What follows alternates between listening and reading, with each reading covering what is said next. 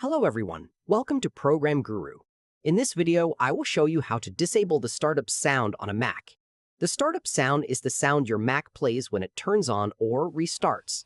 If you do not want your Mac to make this sound every time it starts, you can turn it off from System Settings. First, click the Apple logo at the top left corner of your screen.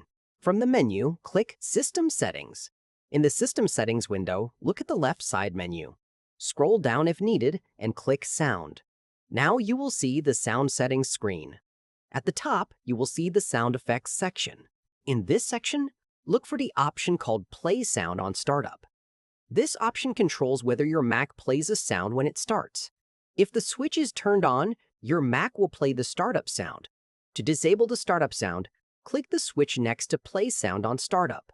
Make sure the switch is turned off. Once this option is turned off, your Mac should no longer play the startup sound when you restart it or turn it on.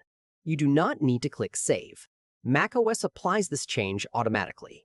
You can now close System Settings. That is how you disable the startup sound on a Mac. Thank you for watching. If this video helped you, please like the video and subscribe to Program Guru for more useful Mac tutorials.